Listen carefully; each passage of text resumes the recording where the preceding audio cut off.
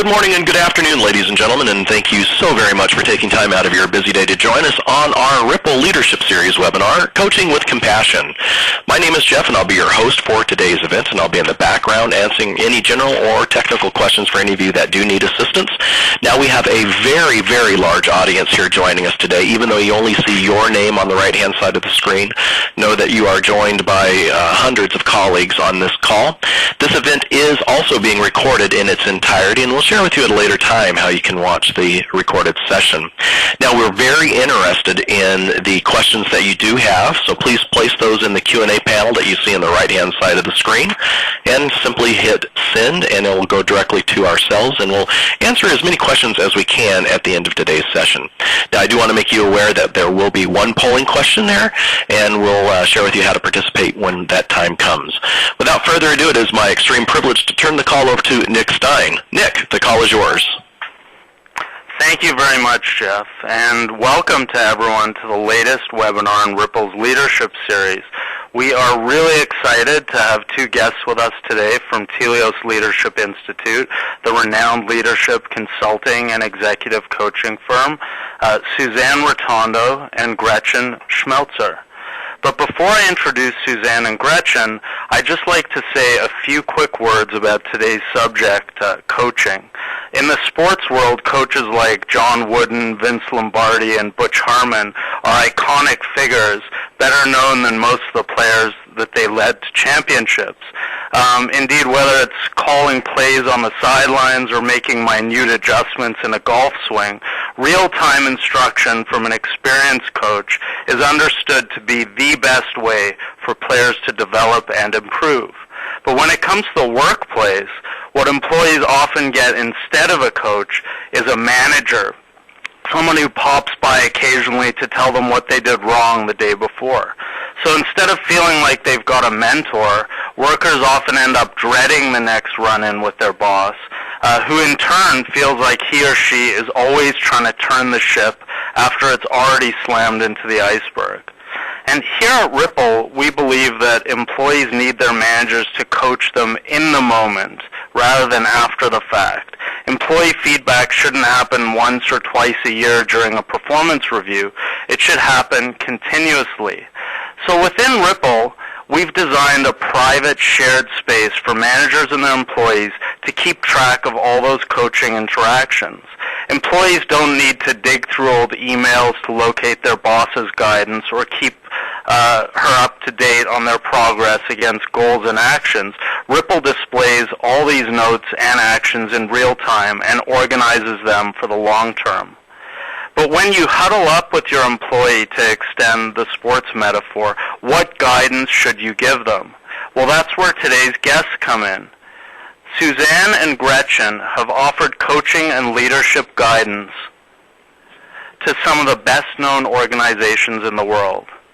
Suzanne consults with boards of directors and senior executives and has contributed to Teleos' growing library of books on leadership development.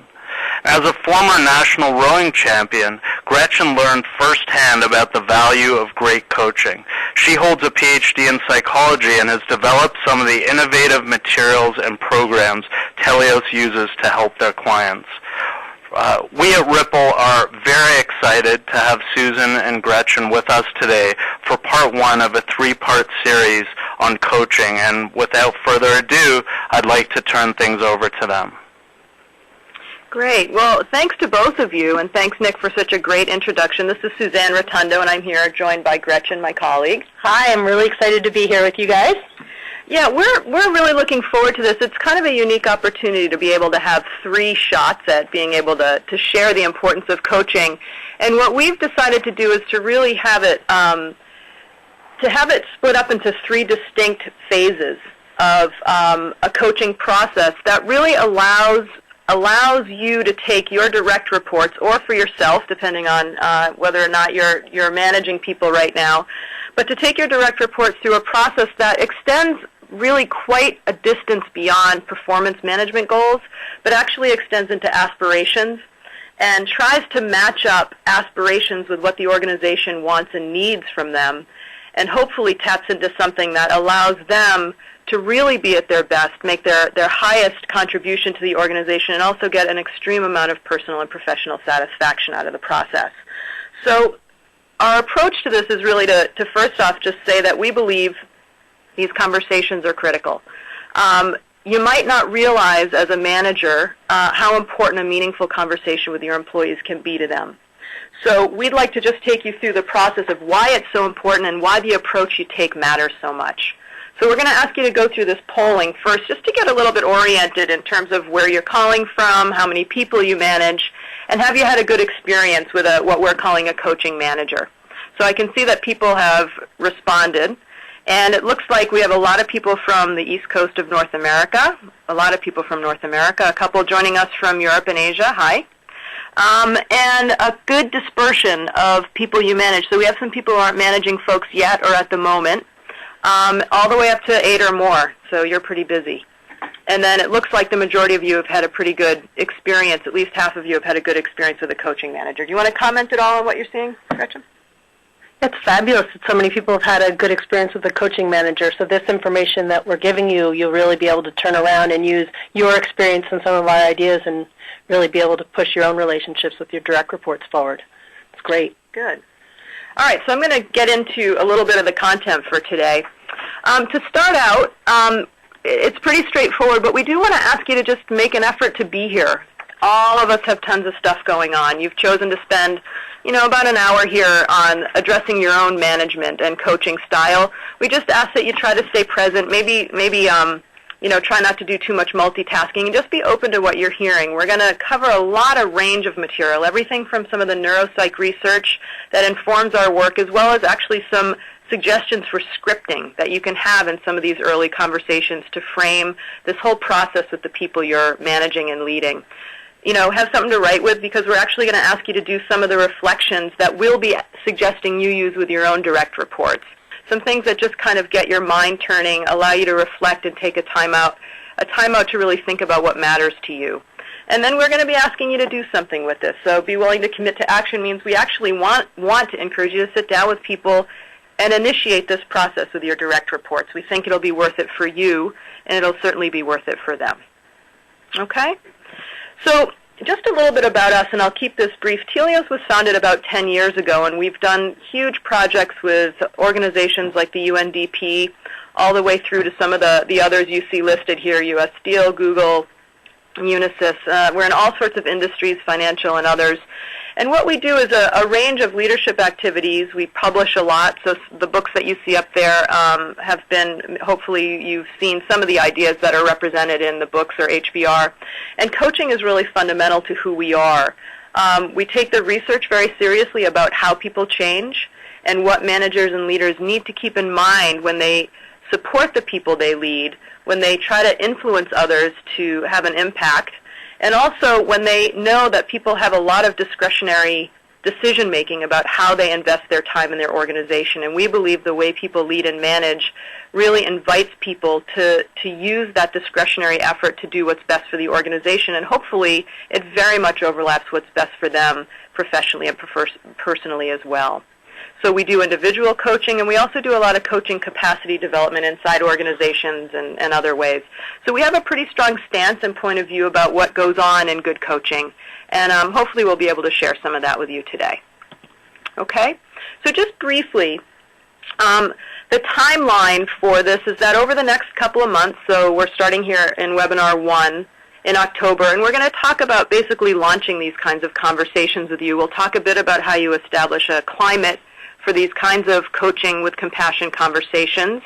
It's really about aspirations and tapping into that. And then we're also going to actually supply you with a couple of reflection exercises that you'll assign to the folks you lead. In November, we'll have the second webinar, which will be the next phase in the process of working with your direct reports. And then right after the holidays in January, we'll finish it up with webinar 3, which will really help you set out a developmental goal process and a developmental agenda for your direct reports that will hopefully really, really get them excited, and you'll be able to see the potential for them, for you, and for your teams. Okay?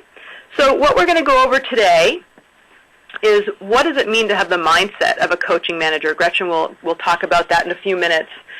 a little bit of what the research says about how people actually change and develop. So not how do you alter their performance, how do you measure their results, but how do you actually help people change and develop to bring more of themselves to bear on their work, to bring more of their passion, but also more of their aspirations. And so we'll talk about that, and that it is actually a process that you can facilitate and help manage. What do managers, coaching managers, do and not? A lot of you have had experience with this in your own lives, it sounds like. We're going to actually take that apart a little and delve a little bit more into what do they actually do. And there are behaviors and points of view and perspectives they bring to conversations that you can capture and that you can choose to replicate in your own way. We'll talk about compassion from the neuropsych point of view. And then we're going to ask you to go through some exercises for yourself, but largely so that you can take other people through them. All right? So I'm going to hand this over to Gretchen, and you can talk us through a little bit about the manager and the coaching process. So the mindset of a coaching manager, when we're talking about that, we're talking about stance. It's a different way to look at being a manager. And Nick did a nice job of setting that up in the beginning. But it's not just about changing somebody's performance that moment, and it's not just about saying what somebody did wrong, but it's really taking into account the development of your direct reports over the course of their lifetime, really, but at least the time they're with you as their manager. And it's about investing your energy and their energy into their own development, both personally and professionally. And it's also beyond looking at just results, but looking at how the goals of a person and the goals of an organization can intersect, can actually create something bigger, and looking at the whole picture, which as a manager you have more perspective than your direct reports do about that. And when we talk about coaching with compassion, we're talking about bringing more than just your head into it, or just a sheet of paper, or just an Excel spreadsheet. We're talking about bringing a whole person and a person's heart and a person's passions to the whole picture. So when we talk about coaching with compassion, we're talking about bringing much more of a big picture into what you do. And it's more fun for you, and it's more fun for the person you're coaching. So what does a coaching manager do? So how is it different than what you already do?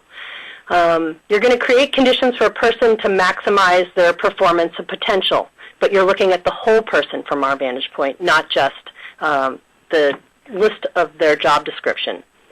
You're going to help a person move from his or her current situation to where they want to be. So you're going to find out from them where they want to go. You're not just going to hand them where they want to go. And you're going to behave in ways that engender trust and trustworthiness. So, if you want people to grow, you have to set a climate and an environment where they can grow.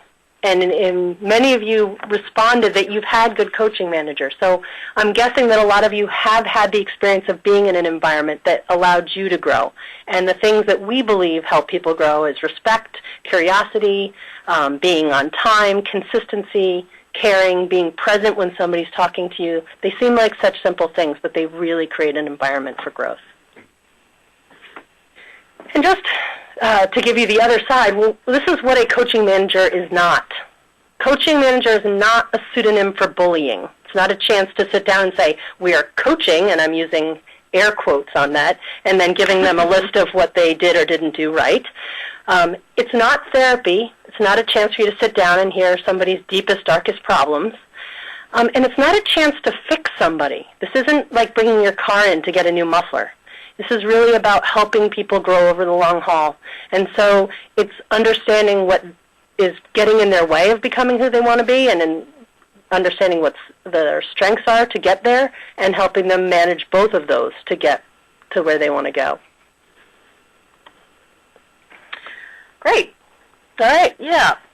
So what we want to do right now is talk a little bit about one of the things we're actually going to be asking you to do with your folks. So some of these exercises, bear with us. If you're the kind of person that just rolls their eyes at this sort of thing, bear with us for this and for the next few, because we've worked with so many people. We've worked with the biggest cynics out there. And the truth of the matter is very, very few people take time to really reflect on what they want in life. It's actually shocking. So the service that you provide and the support you provide to your people by just carving out some space for them to actually attend to what matters most to them in this life. You know, we may only be here once. We don't know. If we are here only once, we'd like to encourage you for your life and also for the people's lives that you touch to really help them think about what would make this a life worth living. And our work life is so much a part of it that being conscientious and intentional about it really matters. So what we'd like to ask you to do right now is to just think about something quite simple, which is people in your life, you can write this down or just think about it, who've actually had an influence on you. And you could say about them, without them, I wouldn't be who I am today. And just take a moment right now to think about what did they do and what did they say?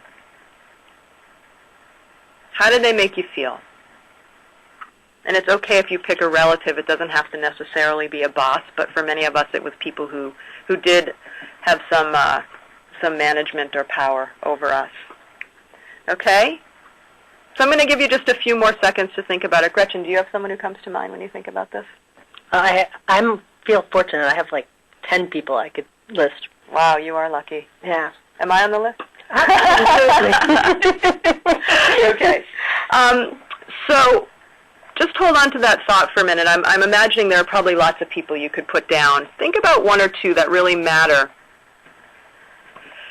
And what we find, and we do this with people all over the world, at every level of organizations, we ask this question almost every time. Why? Well, you'll see when we get into the neuropsych that priming the pump of positive feelings, even if these people weren't a positive influence directly, but they created a positive reaction in you. In other words, you wouldn't be who you are today without them, but it wasn't because they were so compassionate and wonderful.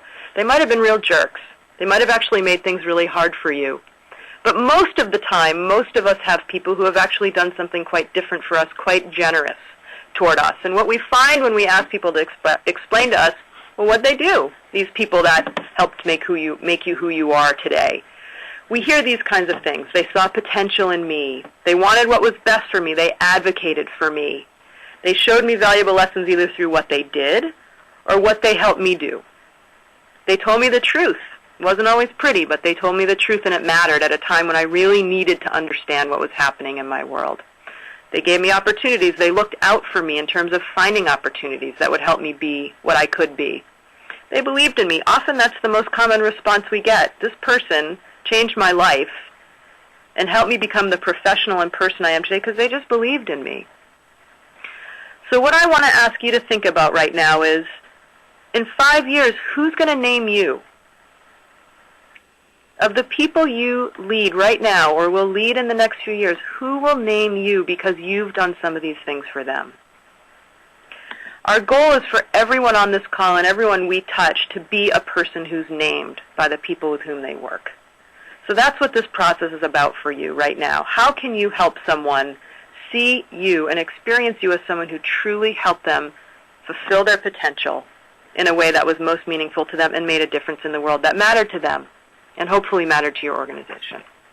Okay? So first we're going to start with some myths, and I'm going to give this back to Gretchen. So in order to help people grow, it's important to understand how people change. And we run, and in our line of work, we run into a lot of the myths about how people typically change. There's a lot of ideas out in popular culture about how people change, and there's a lot of people who want things to happen fast. I think everybody wants things to happen fast. So that's where we run into the myths. So the first myth is information is enough. If you just give somebody information about how to do it, then and why? Right, and maybe why, but at least the information, they'll do it. So for about this myth, I want everyone out there to think about nutrition. So almost everybody knows the foods they should probably eat. And yet there is a multi-billion-dollar industry about dieting and nutrition because it's very hard to do the thing that's right to do because information's not enough. And behavioral change is hard. So most of the time when a person's not performing well, it's not an information problem.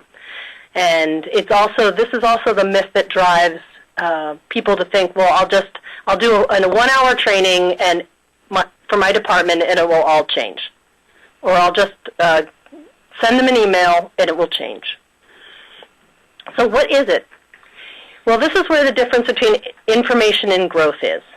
So sometimes it is an information problem. Sometimes they didn't know that they had to upload that document to the right file. They didn't know the procedures for giving out certain communications. Sometimes it is an information problem. But for those of you who manage people, think about the difference of doing your job before you had to manage people and then the addition of managing people. And no matter how many times somebody told you what to do in managing people, that was a job you had to grow into. You had to get over some of the things that were hard for you, whether it's approaching people around conflict or remembering to communicate early or whatever your thing was around managing people. That was a job you had to expand into it. You had to bring all of yourself into it. And that's really the distinction between an information problem and a growth problem, is that an information problem can be solved quickly. And a growth problem means somebody's got to develop other capacities that usually take a little bit of time. And the neuropsychology behind this is really the principle of asymmetry, that we have two sides to our brain. And it's not, in some ways, it's not so linear to say one side does this and one side does that. But if you have, and don't do brain surgery based on this information, but on the left side of your brain, it really processes information. It likes logical, order, lists, data. It's a data cruncher. And on the right side of your brain, it likes a holistic picture. It likes relationship. It sees the whole rather than the tiny parts. And what you need for growth is to merge the two sides. You need to get some information and you need to see the whole picture. And you have to go back and forth between those two things. And that's part of the other reason that change takes time. So in addition, people don't learn on their own. They learn through relationships. So there's in terms of development and growth, there's the principle of asymmetry, which we just talked about. But there's also the idea that we learn through relationships. So we're mammals. We were designed to be raised by somebody for a long time, and therefore our brains are hardwired to pay attention to other people. And the neuropsychology principle behind that is mirror neurons. So if you watch somebody raise their arm, the part of your brain that would normally light up when you're raising your arm is actually firing at that very moment. You're wired to actually process everything that's going on that you're looking at. It's as if your brain gets to practice everything just by watching. And it can do it whether it's watching an actual person, whether you're watching TV, or if you close your eyes and imagine yourself raising your arm, it would light up. It gives us the opportunity to practice or to anticipate.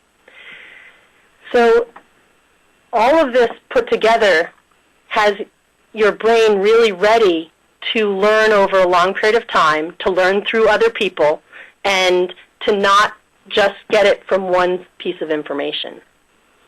Great. So I'm going to build on that, if that's okay, with myth number 2. So one thing we hear a lot about, and I come from sort of a analytical perspective as a person. This one wasn't the easiest for me to get, myth number 2, which is that the myth is that emotions don't matter. It matters at home. It matters with the people you love, but that work isn't a place for emotions. Well, we ground a lot of our work in emotional intelligence research, which shows that emotions actually are the drivers of most of our behavior. We actually feel before we think. So we're already positioned for our next move before we've even thought about it, because our bodies and the other parts of us have had a reaction. So what we like to say, and what is true, is that emotions are contagious. This idea of mirror neurons is really important for you to understand as a boss. Why? Because bosses have power. And as Gretchen said, we are built to be a group species. We don't live independently. Cats can live by themselves forever. Humans can't and don't. Some do, but the majority of us don't, and that's because we're actually wired to pay attention to groups. We're wired to pay attention to who has the power and who doesn't, and to align ourselves with people who can affect our survival and safety. So bosses, you, managers, are actually the people we're wired to pay attention to. You can affect our livelihood and you can affect our security. So what you put out there in the world in terms of putting emotions out into a climate really matter. Picking up on the emotions of other people as a manager is actually a gift to you. We often say that we have lots of streams of data available to us. We have our brain. It can pick up on information. We have our bodies. Is it cold? Is it not? Are we scared? Are we safe? Well, there's a whole emotional stream that we are wired to pick up on through our mirror neurons. The data is out there for us to pick up on or not. It's actually to our own detriment as managers, and I would say as people, to ignore it. It's a stream of data available to you, both to put input into for other people to pick up on and be aware of, but also to really start to catalog what you're seeing around you. So what we would say is in the change process, emotions don't only matter, they drive change. It's an open loop. So I'm sitting here with Gretchen, and she has, oh, it's such a cute picture. We have, Gretchen and I are sitting next to each other, and her body has some sort of circulation happening with her blood. Her circulatory system is actually independent of mine. If her blood goes at a certain pace, it doesn't change the way mine does. It's a closed loop. Emotions are not a closed loop. It's open, and that is the sole function of mirror neurons. You can walk into a group, into a meeting, and you can pick up on it if something weird happened, if there's a weird vibe, someone just said something and there's a strange silence. No one told you that, and that is not cognitive. You may have a cognitive process around it, but you picked up on it with this other sensibility. So what we would like to say is it matters to pay attention to this emotional piece. Okay? So the last piece I'll add to this is how all of this gets to compassion and why that's the theme of this conversation and what we would argue is at the heart of good coaching. Our brains are wired to pick up on fight or flight indicators, right? Is it safe? Is it not? Is my boss on my side or not? What happens is in life and in work, as we all know, there's stressors. We can manage the peaks and valleys. We cannot manage sustained stress.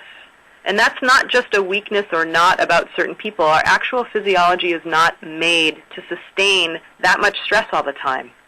When we're stressed, even in the short term, we become myopic. So our brain is designed to shut down and focus on only the most important things going on around us when we're stressed. So when people are under a lot of stress at work, they're worried, are they doing a good job? I don't really know what my boss is thinking, or they've got stress at home. They go myopic. As a manager, that is something you have to pay a lot of attention to. Even if things are a really positive climate at work, which hopefully you do drive and will continue to drive, if there's stress at home, it can affect them at work as well. We're the same person. We may be able to draw some boundaries, but we're the same person. So what we would argue is if you want to bring people into the fold at work, as a compassionate coaching manager, your job number one is to prime the pump of positive emotions. Trustworthiness, care, I'm paying attention to you, you matter to me. To do whatever you can that causes a physiological shift to happen in them where they are actually able to open up cognitively. Stress shuts them down, positive emotion opens us up. When you can open the brain that way, when you can open a person that way and that expansiveness is introduced into their physiology, you've created the conditions for change to happen. So that's what we want to help take you through once we get through these myths. And thanks, Suzanne. The third myth is they didn't change because they didn't try hard enough. That if they had just tried harder, they would have changed. And that I've heard lots of people we've worked for say, did you hit them hard enough with what we were trying to tell them? As if a coach. Right. As if it was like sort of the 2x4 approach to change. And first of all, lasting change should be tied to desire and not shoulds. And one of the suggestions I often give my coachees is when they say something along the lines of, I should do this, I ask them to repeat it saying, I want to do this. So, and to check it out, do they actually want to? And it's a way to go from should to want, to check the desire, because if there isn't any desire, it's really hard to make a change sustainable. And the other piece is that new habits take time and practice. So there should be desire behind it, I also just recently was rereading a piece about training large sea mammals, so like Shamu the killer whale or dolphins. And I was reminded about how difficult it is to train animals, these big animals, because you can't make a killer whale do anything. If it doesn't want to get near your end of the pool to participate in training, it's gone. You can't lasso it. You can't put it on a leash. And so it has to have the desire to show up and be trained. And I was thinking that really is true about people as well. So new habits take time and practice. No one hands anybody a violin and expects a concert the next day. And the neuropsychology principle behind this is neurogenesis. And they're really learning a lot about what it takes to lay down new neural pathways, about what it takes to learn. And all behavior is learned through repetition. There's only actually one single trial learning, and that is when you get sick from food that makes you sick, and then you never want to eat it again. In humans, that is the only single trial learning. Everything else takes practice and repetition. And in order to lay down new neural pathways, you need to repeat behaviors.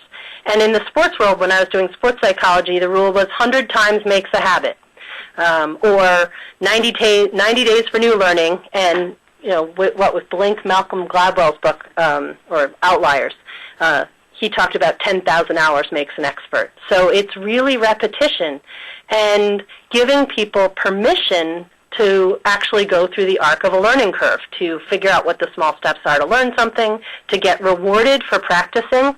We often reward a result, but we don't reward practice, and that's how people learn.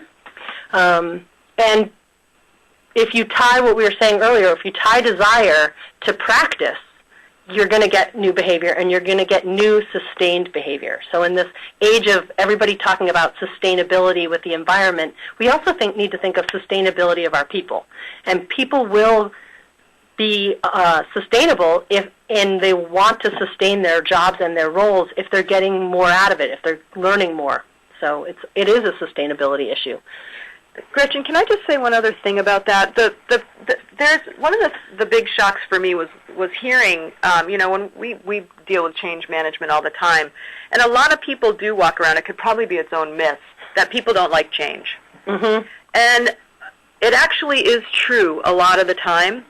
But the truth of the matter is, people love change when it's something they want. Otherwise, they would never get new jobs, or buy a house, or get married, or have kids, or move. So we know people love change. It's very rare that you hear someone say, like, I can't deal with change. Please don't give me a raise. It's not, I can't handle that right now. So people love change when it's in their best interest or when it's something they want. So we can't stress enough. Do not write off the possibility for someone to be different. But your work as a manager is finding out what they want that will compel Shamu to that end of the pool, right? So we're gonna move on now to actually start the process with you about what does it mean to take people through a process. And we're going to probably pick up the clip a little bit here so that we have some time for questions at the end. But the first piece is that we're going to suggest that you set up a meeting with your direct reports. I see some of you have 8 or more, so this is going to be a big time commitment. You may choose round 1 and round 2. You may start with 4 people. It's up to you. But what we suggest is that you have a meeting. And part of the first meeting to launch this developmental change process with people is that you get into a mindset and you prepare for it. And we'll talk a little bit about that. The purpose of the first meeting is obviously this idea about setting the emotional climate for change and starting the conversation about their aspirations. So we'll take you through some of this. And then we're actually going to ask you to assign them during this first meeting 3 reflection exercises that will help them start to tease out what their aspirations for themselves are. Okay? So, step 1, when you prepare, so the first part, if you go back, you'll see the before the meeting, prepare. So what we want you to do is to do your own reflection. What is this person really good at? Make a list. What do you really, really notice them doing well? What are your favorite contributions they've made? It can be to the bottom line. It can be to the culture. It can be to anything you want, to the mission of the organization. Please put yourself in the space of being able to find some of those things. It's very difficult to engage in this conversation if you can't get there. And then we would be advising you to have a different kind of conversation. And find your compassion. So what does that mean? Imagine the whole person. you know how busy you are. Just put yourself in their position for a little bit. Get into an empathic stance. What's going on in this person's world? And what can you do, given that you have some power in the system? What can you do on their behalf? Okay? You're going to be thinking about those things. So you're going to be establishing the emotional climate of it. And what does that mean? You do it through conversation. You do it through the vibe that you send off. So Gretchen is my coach in this situation. We gave you a little example here of some language you could use. You're welcome to use this or something like it, but Gretchen and I are just going to take you through this very impromptu way. So, we've had other conversations. We had a performance review conversation last year, and we've talked a little bit about the projects we're working on, but I really wanted to get a chance to talk to you about what's going on for you, what's working well, what your aspirations are for this year or for the next 10 years, and just really get a sense of what you're hoping for out of work, and maybe even out of life. Okay. So is this about my performance objectives? How is it different? This is such a new conversation for us that I probably should have framed it a little bit bigger, but it's not just about your performance. It's really about looking at your work here in the larger picture of what you want for career goals and for your life goals, probably. Okay. How would that be if we had that kind of conversation? I'm open to it. What do we do? Great. So to start, we're going to I'm going to have you talk a little bit about your aspirations, but I'm also going to send you out to do 3 different reflection exercises. Okay. The first reflection exercise is to list the 27 things you want to do before you die. Wow. And you're just going to take a sheet of paper, write 1 to 27 on it, and fill it without thinking very hard about it. But what after you do it, you're going to think about what's important to you on it and what values you might be thinking about as you're making that list. Okay. Okay. And then you're going to get a chance to think about a time when you were at your best. So at my best reflection is you're going to describe a time at work when you were absolutely at your best, when you felt like you were shining. What did you do? How did you feel? What did you contribute or accomplish? And what other circumstances helped you feel at your best? And you're going to write that down in as much detail as you can write it down. Does it have to be at this job? No, it can be any time you were absolutely at your best. So it doesn't even have to be at a job? Nope. Okay. Okay. Sign me up. And the last reflection question is about your noble purpose. And really it's sort of what purpose in the world, if you had to name it, drives you to really want to be your best. So what's the driver behind best in some ways? So ways to get at that are some questions like, if I could accomplish one thing in my life, it would be, or if I could make an important contribution to my work, it would be. Something I wish I could change in my work is. So these are really aspirational questions. They can be as big as you want or as small as you want. And they don't have to relate entirely to your work here, but they can be something that you've been working on for a long time or you can imagine in the future. Okay?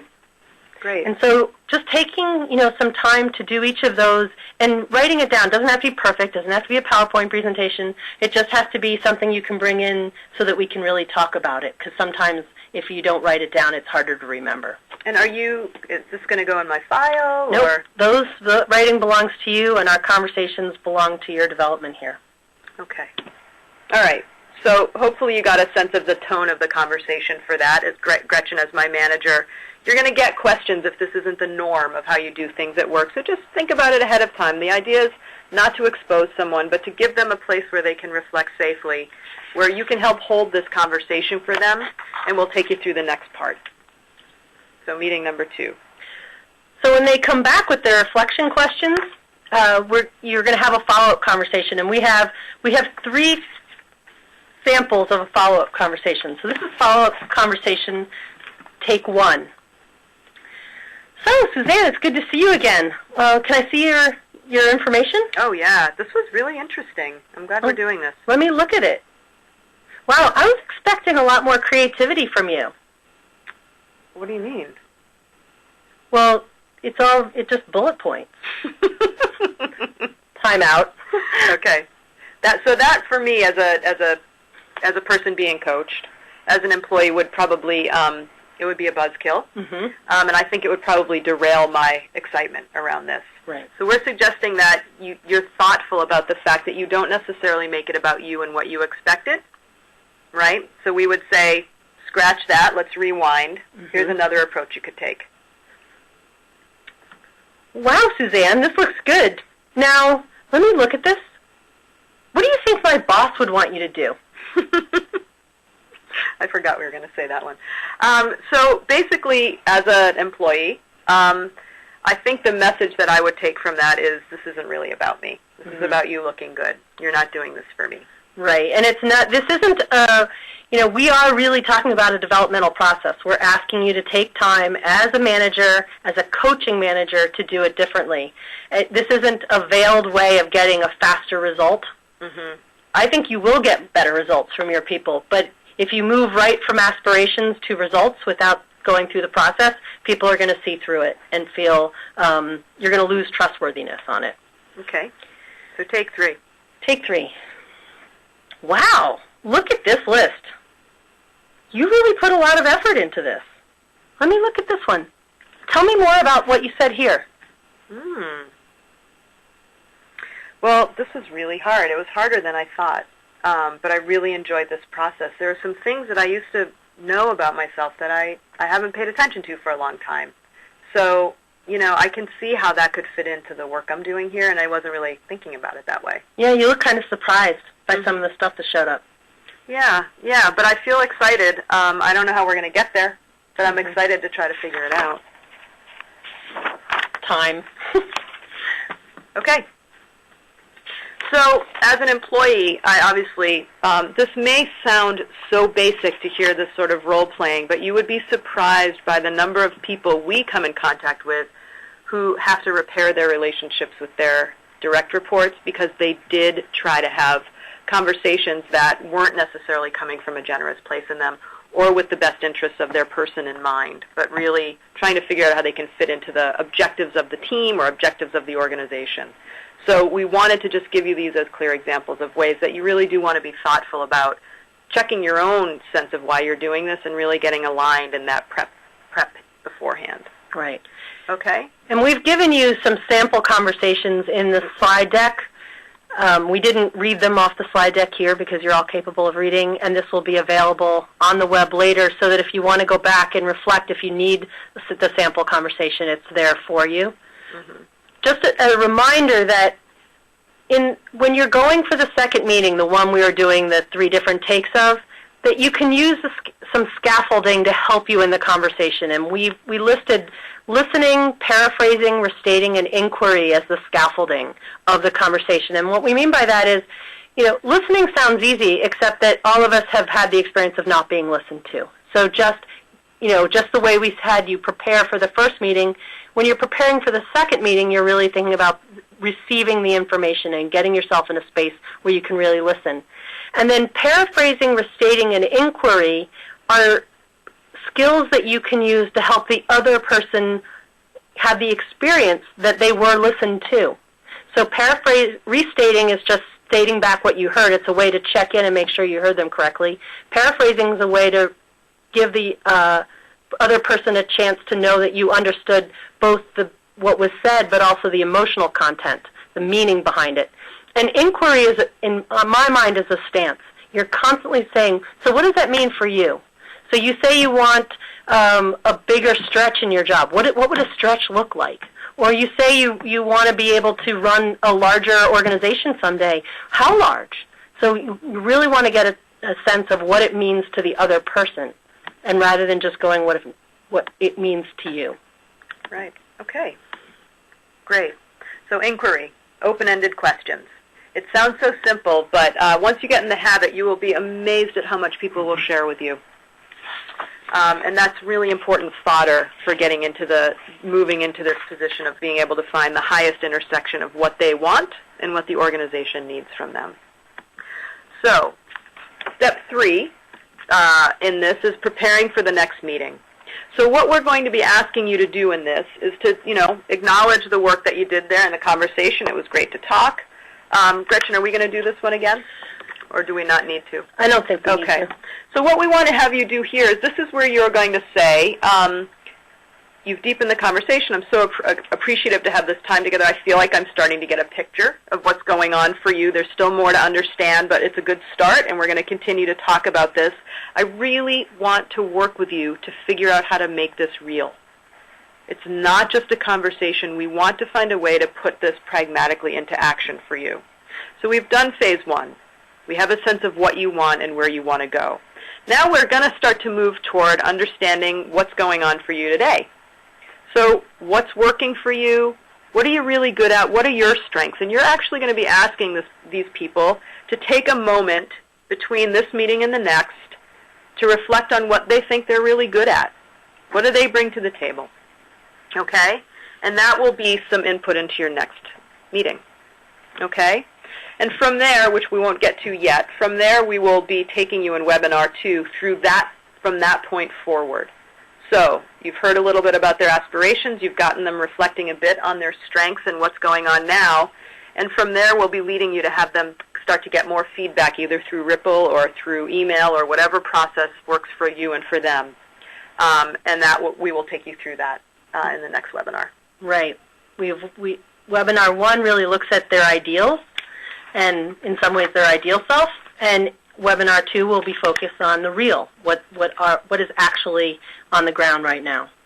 Right. So just to summarize, and I wish we could be looking at all of you and having a conversation, but we'll open that part up soon. Just to summarize, again, emotions matter. It really matters with change. Right? There's a typo in here, but I'm going to say it anyway. It keeps cognitions flowing. It keeps cognitive processes flowing. Okay? People only sustain change over time when it supports something they really want. If there is one thing you can take from this, please take that. Shamu at the other end of the pool.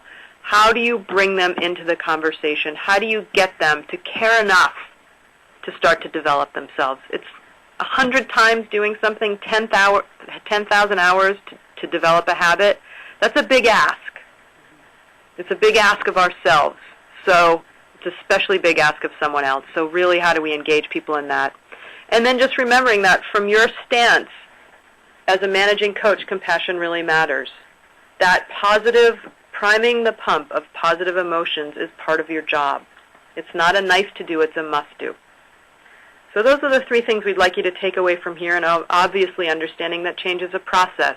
So you're signing up for the next 3 to 6 to 12 months with someone. But as we like to say, well, if 12 months passed and you weren't doing this process, 12 months would still pass. Right.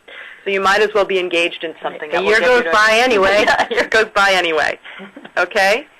So just a quick review. Webinar 1 is today, what we did. The next time in November, we'll be talking about taking it to the next level. So talking to them about getting feedback from others. And then the third will really be about trying to find those goals that they'll get and you'll get the most bang for your buck. That will be the most meaningful to them and also support something at work.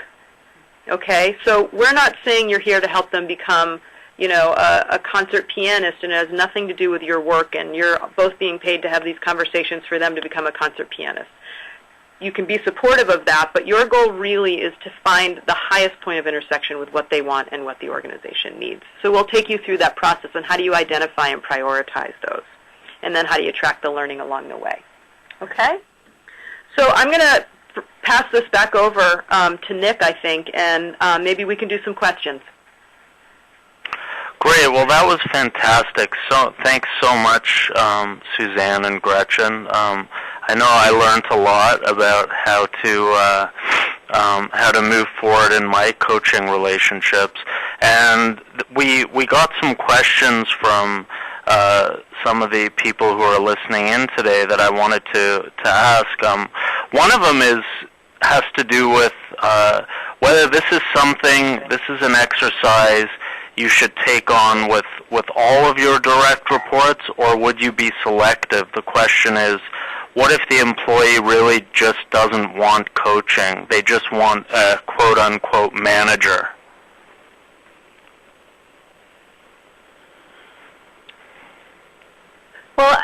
I'll take this one. This is Gretchen.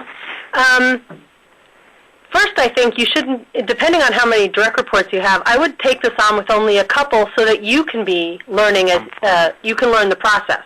So if this is something new for you, I would start with a couple people who want to go through the process and allow you to learn it if this is new for you. But the other piece of this is that I'm not entirely sure this is outside the range of most managers. This is just a different stance of being a manager. This is a different way of having the kind of conversations you need to have with your direct reports anyway. And we're not talking about asking people about their most personal and private things. Any question you're asking them, people have a choice about how to answer and the range around which they want to answer them. So an aspirational conversation with your employees, from our vantage point, should be standard, not something special. And so it seems like it really can be part of any conversation. And direct reports will choose how they want to respond. Yeah, I would just add that, we see the coaching manager, the compassionate manager, coaching manager, on a sort of trajectory toward leadership. So there's managers all the way up through leaders. They overlap in different ways. But leaders do have these conversations as a matter of course, and we want to help you get to the place where you're really acting from a place of leadership, getting things done through others. And that doesn't really happen to its full potential without this. Right. But start small. Start with a few people. Maybe pick your high potentials, people you really want to invest in, or people who you think would be really excited, so that you have something going for you when you start this out, start practicing yourself. Right. Yeah, good. Okay, what else, Nick? Well, there are a couple of sort of logistical questions around how to actually engaging in some of these exercises, especially if you happen to manage a remote team. One of the questions is, do you recommend using video conference rather than phone when following up? And another question, which is somewhat related, is also kind of like, do you do this when someone new enters the team? What is the best time to kind of bring them into the fold and do some of these exercises with them? Can I take a crack at that?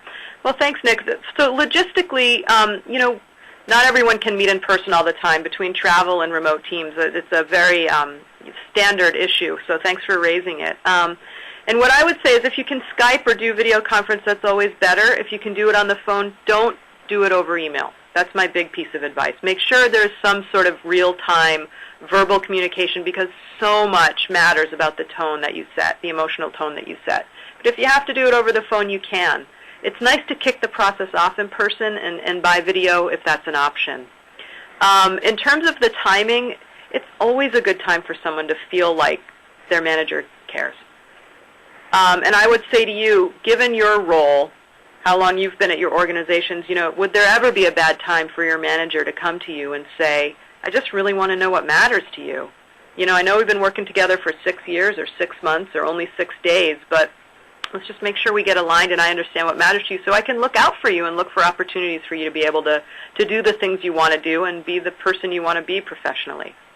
So if there are new people, sure, you can start right away, but you don't have to just do it when people are joining a team. Anything you want to add? No, that was perfect. Okay. That was great. Yeah, this is an interesting question, and it relates to what you do as a manager with a new employee who's kind of coming in with a lot of baggage, maybe from prior coaching relationships that haven't gone so positively. Are there one or two things that you can do to sort of get that employee to open up and trust you and be open to the idea of being coached? Yeah, there are a couple things. One is, if they've already come out and said that, to really acknowledge it and say, wow, that doesn't sound like you've had a very good experience, and it's going to take us a little time to sort through what works for you here and what doesn't.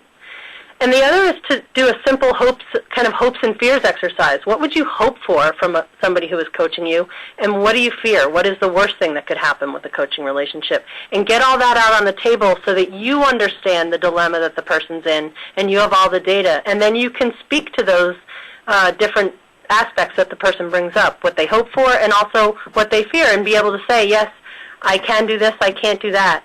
And the only thing that helps trust is it's relationship times time. So it's really a chance for the coach and the coachee to work together over time on something probably a little more simple so that the coachee can gain that trust. That's great. Can I add one other thing to that? Two quick things. One is that, one of the things we tell people, and I think Gretchen and I feel strongly about, is trust is an outcome. So trust is an outcome of basically being trustworthy, which is this relationship, doing what you say you're going to do. Credibility and trust are very closely tied. So do what you say you're going to do. That builds trust, right? Mm-hmm. And the other thing is, Gretchen taught me a very simple thing not too long ago, which was she just simply said, like, how do you like to get feedback? Like, do you like it to be direct? Do you like it when a little bit at a time? What works for you? And I will tell you that simple question, I had never really articulated it before, but having that conversation with someone that you're in regular contact with, especially when you have a power differential or you're their boss or manager, you can just ask them, what works for you? Do you want me to be honest? Do you want me to be really careful? Do you want me to be direct? Should I put it in writing? Find out. And maybe you'll discover that what they had with their previous coaching person just was an incompatible style. And you can rectify that. Yep. Right? Well, it looks like we're just coming up to the end of the hour. I don't know if there's anything further that either of you would like to say. I just wanted to say on my end that we at Rypple really appreciate you guys joining us. It's been a really enlightening hour, and very much looking forward to learning more in Step 2 on November 29th at the same time, 2 p.m. Great. Well, we really enjoyed the opportunity, and again, for us it's a little frustrating that we don't have a chance to see everyone and talk directly, but we love the opportunity to share these thoughts with you, and feel free to reach out to us and contact us through our website if there's anything we can answer that we didn't get to today. Yeah. I look forward to the next one. Thanks for spending this hour with us. Yeah, and thank you, Nick, for inviting us. It's been really a lot of fun. Okay, ladies and gentlemen, thank you so very much for taking time to join us on our call today. Again, this has been recorded, and you can see a copy of the PowerPoint deck here in the next few days. It has been posted out on the chat area, or I'll post it again. But again, this does bring us to the conclusion of our call, and we just want to say thank you for your time and attention today. Have a great afternoon.